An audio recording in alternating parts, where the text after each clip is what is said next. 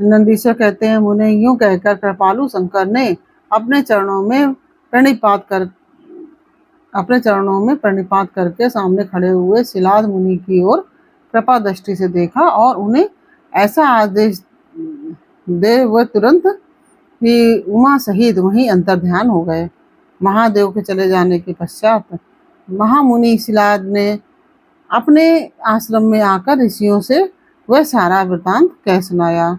ओम नमः शिवाय। कैसे आप लोग? ईश्वर कृपा से आप सब अच्छे होंगे। ईश्वर सब पे कृपा बनाए रखे, सबका कल्याण करें। आज मैं बताने जा रही हूँ श्री शिव महापुराण के सतरुद्र संहिता अध्याय नंबर 6 नंदीश्वर अवतार का वर्णन। ओम नमः शिवाय, ओम नमः शिवाय, हर हर भोले नमः शिवाय, गंगाधराय शिव गंगाधराय, हर हर भोले नमः शिवाय, नमः शिवाय, ओम नमः शिवाय, हर हर भोले नमः शिवाय, ओम नमः शिवाय। यहाँ तक 42 अवतारों का वर्णन किया गया। अब नंदीश्वर अवतार का वर्णन किया जाता है। सनत कुमार जी ने पूछा कि प्रभु, आप महादेव के अंश से उत्पन्न होकर पीछे शिव को कैसे प्राप्त हुए थे? वह सारा वृतांत मैं सुनना चाहता हूँ, उसे वर्णन करने की कृपा करें। नंदीश्वर बोले कि सर्वज्ञ सनत कुमार जी, मैं जिस प्रकार महादेव जी के अंश से जन्म लेकर शिव को प्राप्त हुआ उस प्रसंग का वर्णन करता हूँ, तुम सावधानी पूर्वक श्रवण करो। शिलाद नामक एक धर्मात्मा मुनि थे। पितरों के आदेश से उन्होंने आयोनिज सुव्रत मृत्युहीन पुत्र की प्राप्ति के लिए तप करके देवेश्वर इंद्र को प्रसन्न किया, परंतु देवेश्वर इंद्र ने ऐसा पुत्र प्रदान करने में अपने को असमर्थ बताकर सर्वेश्वर महाशक्ति संपन्न महादेव की आराधना करने का उपदेश दिया। तब शिलाद भगवान महादेव को प्रसन्न करने के लिए भगवान महादेव को प्रसन्न करने के लिए तप करने लगे और उनके तप से प्रसन्न होकर महादेव वहां पधारे और महासमाधि मग्न शिलाद को थपथपाकर जगाया। तब शिलाद ने शिव का स्तवन किया और भगवान शिव के उन्हें वर देने को प्रस्तुत होने पर उनसे कहा, प्रभु, मैं आपके ही समान मृत्युहीन अयोनिज पुत्र चाहता हूँ। तब शिव जी प्रसन्न होकर मुनि से बोले। शिव जी ने कहा कि तपोधन विप्र, मृत्यु काल में ब्रह्मा जी ने, मुनियों ने तथा बड़े बड़े देवताओं ने मेरे अवतार धारण करने के लिए तपस्या द्वारा मेरी आराधना की थी। इसलिए मुने, यद्यपि मैं सारे जगत का पिता हूँ, फिर भी तुम मेरे पिता बनोगे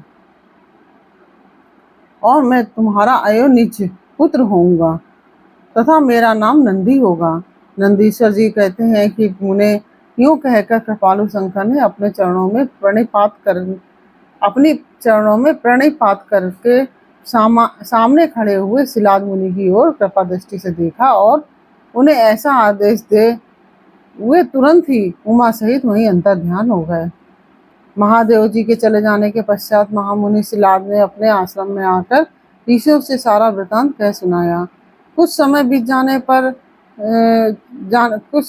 जाने के बाद जब यज्ञवेत्ताओं में श्रेष्ठ मेरे पिताजी यज्ञ करने के लिए यज्ञ क्षेत्र को जोत रहे थे, उसी समय मैं शंभु की आज्ञा से यज्ञ के पूर्व ही उनके शरीर से उत्पन्न हो गया। उस समय मेरे शरीर की प्रभा युगांत कालीन अग्नि के समान थी। तब सारी दिशाओं में प्रसन्नता छा गई और शिलाद मुनि की भी बड़ी प्रशंसा हुई। उधर शिलाद ने भी जब मुझ बालक को प्रलयकालीन सूर्य और अग्नि के सदस्य प्रभावशाली त्रिनेत्र चतुर्भुज प्रकाशमान जटा मुकुटधारी त्रिशूल आदि आयुधों में युक्त सर्वथा रुद्र रूप में देखा, तब वे महान आनंद से निमग्न हो गए और मुझ प्रणम को नमस्कार करते हुए कहने लगे। शिलाद बोले, सुरेश्वर, क्योंकि तुमने नंदी नाम से प्रकट होकर मुझे आनंदित किया है, इसलिए मैं तुम आनंदमय जगदीश्वर को नमस्कार करता हूँ। नंदीश्वर जी कहते हैं कि उन्हें तदंतर जैसे निर्धन को निधि प्राप्त हो जाने की प्रसन्नता होती है, उसी प्रकार मेरी प्राप्ति से हर्षित होकर पिताजी ने महेश्वर की भलीभांति वंदना की और मुझे लेकर वे शीघ्र ही अपनी पर्णशाला की ओर चल दिए। महामुने, जब मैं सिलाद की कुटिया में पहुंच गया, तब मैंने अपने उस रूप का परित्याग करके मनुष्य रूप धारण कर लिया।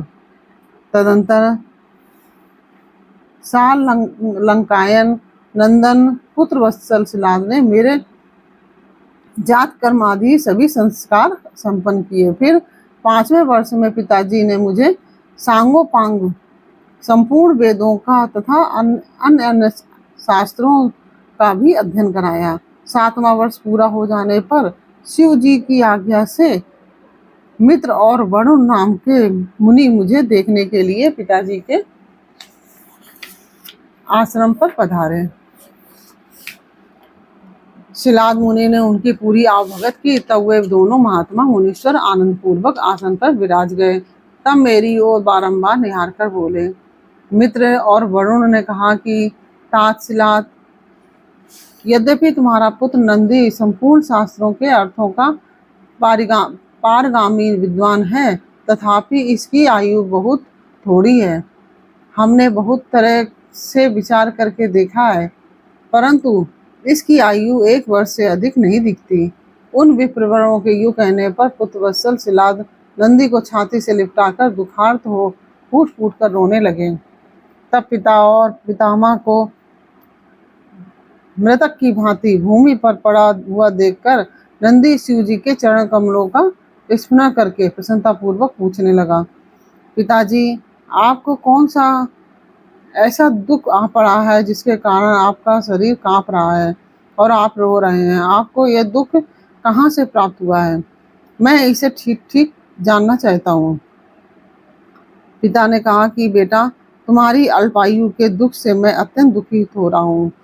तुम ही बताओ, मेरे इस कष्ट को कौन दूर कर सकता है?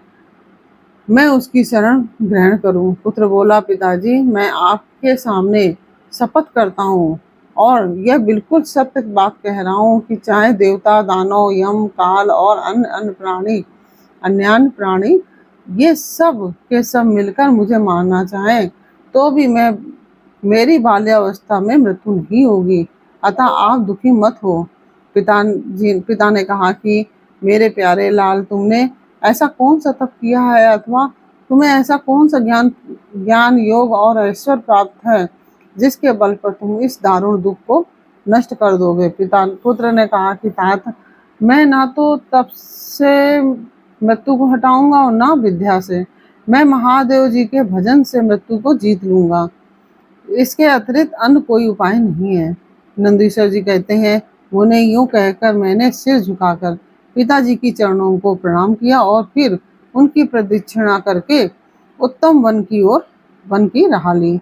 इस प्रकार से यह अध्याय पूर्ण हुआ। यह अध्याय आपको कैसा लगा, यह मुझे कमेंट बॉक्स में अवश्य बताइए। अच्छा लगा हो तो वीडियो को लाइक शेयर अवश्य कीजिए और कमेंट में ओम नमः शिवाय अवश्य लिखिए। फिर मिलते हैं आपसे अगले अध्याय के साथ अगले वीडियो में। तब तक के लिए राधे राधे।